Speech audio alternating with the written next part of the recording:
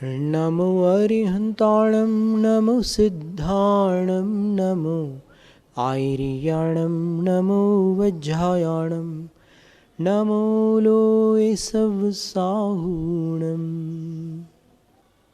Limiting beliefs को release करना है, अपनी शक्ति को दबाने वाली, अपनी क्षमताओं को रोकने वाली जो भी विचारधारा है उसको छोड़ देना है। कैसे छोड़ना है? तो फिर शांत बैठ करके कमर को, पीठ को और गर्दन को सीधी कर लीजिए। कंधों को ढीला छोड़ दीजिए। इसके बाद अल्फा स्टेट में जाने के लिए मस्तिष्क की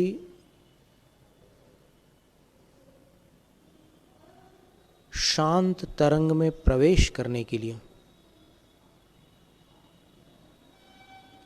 आंखें खुली हों तो उन आँखों को धीमे से बंद करना है। एक बार में नहीं, थोड़ा थोड़ा करके बंद करना है। शायद कुछ लोगों को ऐसा करना कठिन लगे, पर अभ्यास से सब कुछ संभव है। आँखों को धीरे धीरे बंद करके जब आँखें बंद हो जाएं तो फिर से एक बार देख लेना रीढ़ टेढ़ी तो नहीं हुई। रीढ़ सीधी रखकर कमर, पीठ, गर्दन तीनों को सीधा रख करके सिर के ऊपर का हिस्सा ढीला छोड़ दीजिए। ललाट को शिथिल कर दीजिए। कोई खिंचाव, कोई रेखा, न आड़ी रेखा, न खड़ी रेखा, न टेढ़ी रेखा। मन ही मन ऐसा लगे जैसे अपन शांत तरंगों वाली मृदु स्पर्श वाली कोई इस्त्री फेर रहे हैं और ये ललाट की त्वचा जैसे इस्त्री फेरने से वस्त्र बिल्कुल सिलवट रहित हो जाते हैं, क्रीज उसकी चली जाती है। उसी प्रकार ललाट के ऊपर एक प्रेम भरी इस्त्री फेर दी। अब कोई रेखा, कोई खिंचाव, कुछ नहीं है। आंखें बिल्कुल शांत है। कान भी बिल्कुल ढीले छोड़ दीजिए। गालों को, नासिका के अगल बगल वाले भाग को, होठों को, जीभ को, गर्दन को, गले को, कंधों को, कोहनियों को, कलाइयों को, हथेलियों को, उंगलियों को बिल्कुल ढीला छोड़ दीजिए। यदि ईमानदारी से आप ढीला छोड़ देंगे तो आपकी हथेलियों में एक झंझनाहट महसूस होगी। इसी वक्त छाती को, पीठ के ऊपर वाले भाग को, नाभि से ऊपर वाला भाग जो पेट का है उसको ढीला छोड़ दीजिए। नाभि को ढीला छोड़ दीजिए। पीठ के बीच वाला भाग ढीला छोड़ दीजिए। पीठ के नीचे वाला, पीछे वाला भाग ढीला छोड़ दीजिए। नाभि से नीचे का भाग ढीला छोड़ दीजिए। फिर कटी भाग, जहाँ अधोवस्त्र धारण किया जाता है, उसको ढीला कर दीजिए। दोनों जांघों को, घुटनों को, पिंडलियों को और एंकल जॉइंट, जो पैर के नीचे एड़ियों के ऊपर वाला जो जोड़ होता है, उसको ढीला छोड़ दीजिए। पैरों के तलवों को ढीला कर दीजिए। पैरों के अंगूठों को और उंगलियों को ढीला छोड़ दीजिए। फिर रीढ़ सीधी कर लीजिए। अब आँखों को देखिए। ऐसा लगे कि जैसे आँखें पानी में तैर रही हो, इतनी शांत।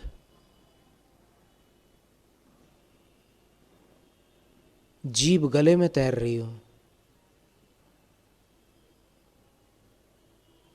नाभि, जहाँ उसका स्थान है, पेट के उस हिस्से में तैर रही हो।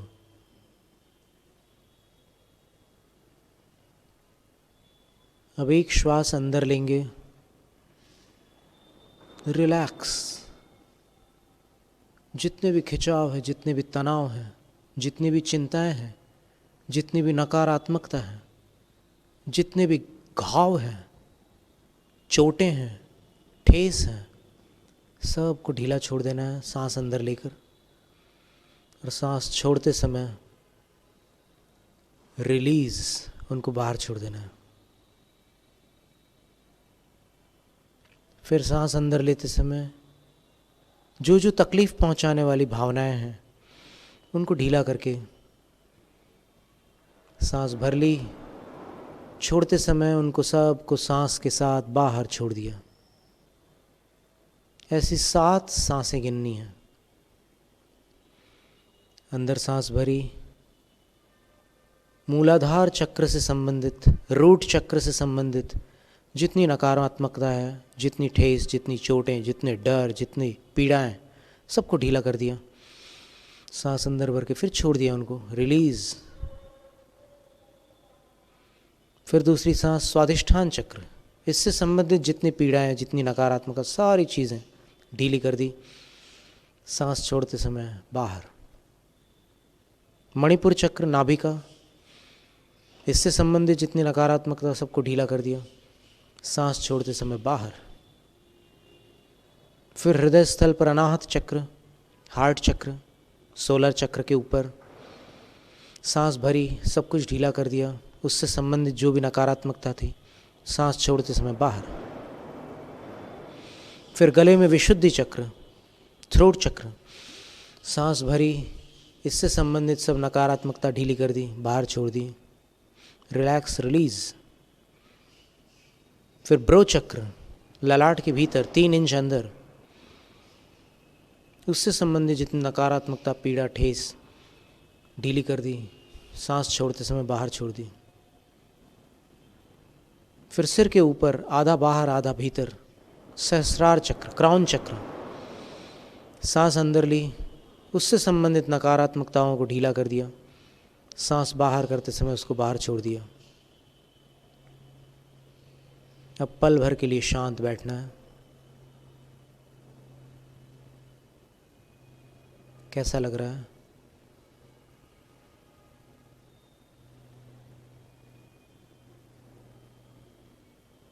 शायद अच्छा लग रहा है, मन शांत है। अब अपने भीतर सकारात्मक ऊर्जा को भरने के लिए बाईं हथेली को ऐसे ऊपर कर लेना है। कंधे के स्तर पर हथेली को ऊपर की ओर रखकर इस प्रकार, जो आप स्क्रीन पर देख रहे हैं या फिर आंखों के सामने देख रहे हैं, इस प्रकार हाथ रख लेना है। अगर किसी को ऐसा करने में असुविधा हो तो वो ऐसा भी रख सकता है, कोहनी सीधी करके। अब बाईं हथेली के बीच से एक बार महामंत्र को पढ़कर अथवा ओम को पढ़कर उसकी पवित्र शक्तियों को, उसकी ऊर्जाओं को हथेली के अंदर लेना है। ओम।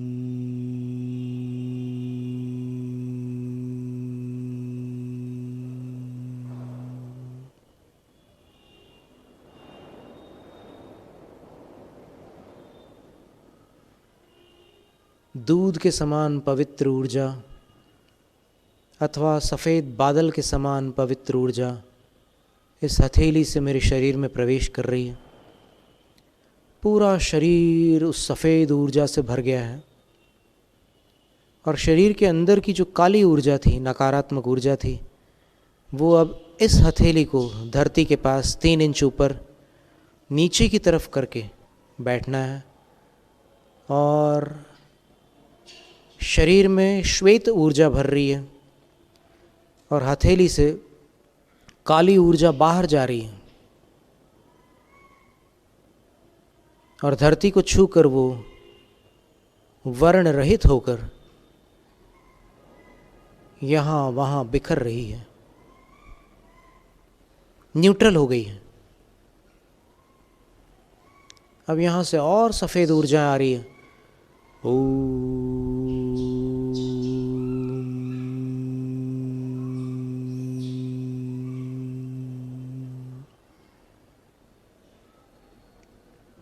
वो पवित्र ऊर्जा अशुद्ध ऊर्जा को धकेल कर इस दाहिनी हथेली से बाहर कर रही है, और वो काली ऊर्जा धरती को छूते ही साथ वर्ण रहित,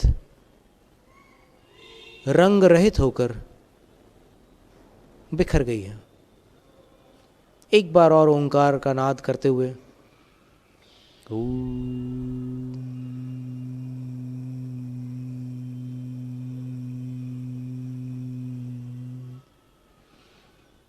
पवित्र ऊर्जा को अपने बाईं हथेली से अंदर लेकर पूरा शुद्धिकरण करके सारी की सारी काली ऊर्जा को दाहिनी हथेली से बाहर धरती के पास छोड़ देना है। धरती को छूते ही वो न्यूट्रल होकर, शून्य होकर बिखर गई और अपन ऊर्जा से भर गए। दोनों हथेलियों को ऐसे मिलाकर हाथ जोड़ लेना है, और हाथ जोड़ करके अपने आराध्य का स्मरण करना है, अथवा दोनों आँखों पर हाथ रख करके आँखें धीमे से खोल लेना है।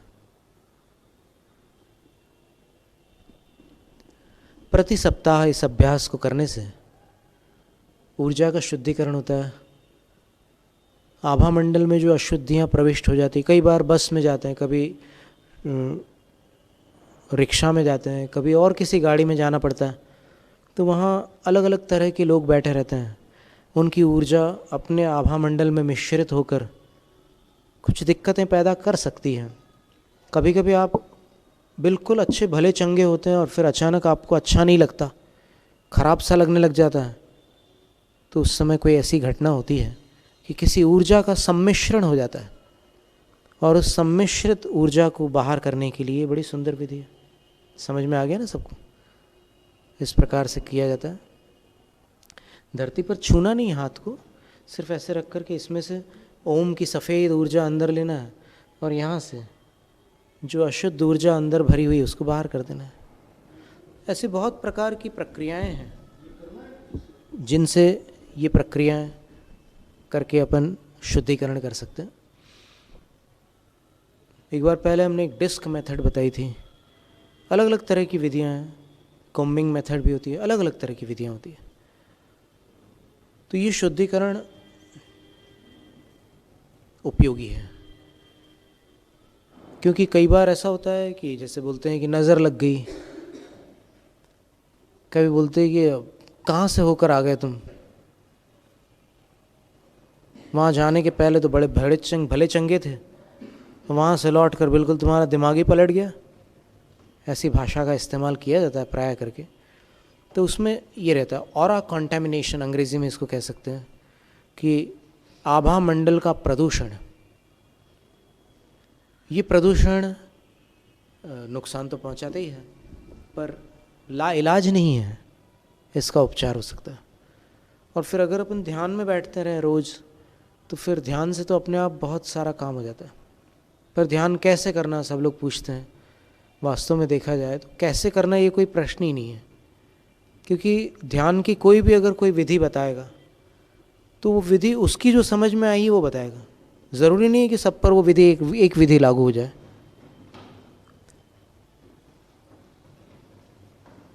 मूना से कोई एक पुस्तक थी, उसमें हमने देखा था कि 100 से ऊपर विधियां दी हुई थी ध्यान की।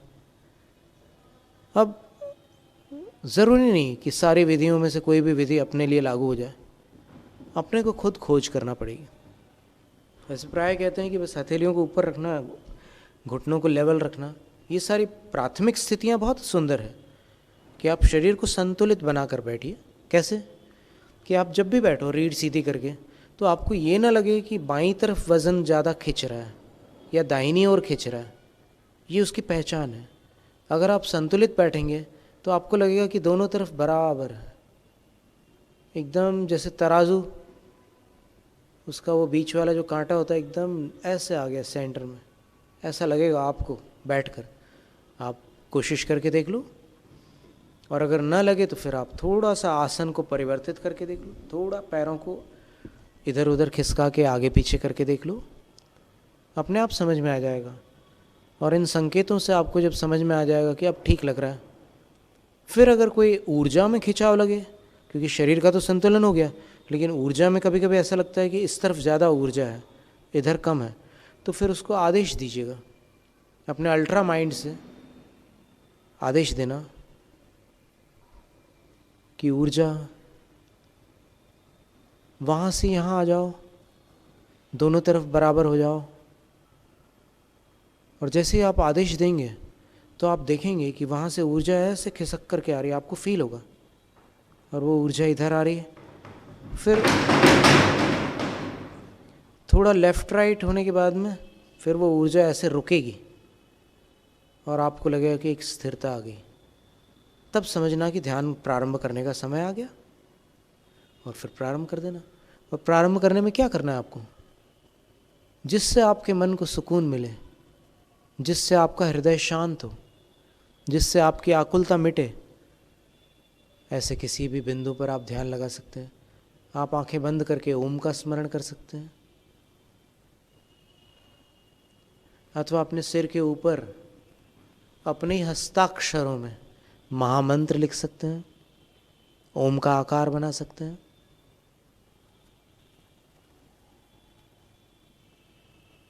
और आकार बन जाने के बाद उसमें से निकलता हुआ प्रकाश महसूस कर सकते हैं, उसकी प्रेम पूर्ण ऊर्जा का एहसास कर सकते हैं, स्पर्श कर सकते हैं। उस ऊर्जा से अपनी आभा को भर लेने से भी शुद्धिकरण हो सकता है, और इस शुद्धिकरण की आज बड़ी आवश्यकता है। अगर सारे लोग शुद्धिकरण करके प्रातःकाल निकलते हैं बाहर काम पर, तो फिर दुनिया शुद्ध लोगों से भरी होगी, और शुद्ध लोगों से भरी होगी तो फिर दुनिया को सुधरने में देर नहीं लगेगी। जिनको बुरी आदतें हैं उनको लगेगा कि अब कुछ देर और इंतज़ार कर लेते हैं, अभी जल्दी नहीं है, बाद में पी लेंगे सिगरेट, बाद में चाय पी लेंगे, जो भी कोई बुरी आदत है उसको बाद में कर लेंगे, ऐसा उनको अपने आप लगेगा। अंदर से ऊर्जा अच्छी होती है तो विचार अच्छे होते हैं, और विचार अच्छे होते हैं तो आदत बदल जाती है। तो इस तरह एक अभ्यास प्रातःकाल किया जा सकता है। एक तो हमने कहा था कि सवेरे उठकर नींद से उठते ही साथ सीधे बैठ जाओ, जब तक कुछ याद ना आ जाए कल का और मन उत्पात न मचाना चालू कर दे, तब तक शांत बैठ जाओ, मूर्ति के समान शांत। अच्छा लगेगा, कोशिश करके देखना। शांति किसको नापसंद है, सबको अच्छा लगती है, तो अच्छा लगेगा। फिर उसके बाद आप और कुछ करना हो तो कर सकते हैं। 24 सेकंड के लिए नमे किंचन, रात को सोने से पहले किन लब्धं किन नष्टम, क्या पाया क्या खोया, एक बार स्मरण करके देखो। सवेरे से लेकर अभी रात हो गई, क्या पाया क्या खोया, कितनी बार मेरा बैलेंस बिगड़ा, कितनी बार मैं नीचे गिरा, कितनी बार मुझे चोटें लगी। साइकिल सीख रहे हैं, घुटने तो फूटेंगे पर पीछे नहीं हटेंगे, चैंपियन बन के रहेंगे। तो ये अभ्यास, अपने से प्रेम करना है, अपने से नफरत नहीं करना। आज तक अपन ने अपने से नफरत की, क्या मिला? गलतियां सुधारनी है, गलतियां सुधारनी है तो कोसने से नहीं सुधरती गलतियां, मन को समझाने से सुधरती है। तो फिर मन को समझा ले, हे मन कोई बात नहीं, गलती हुई।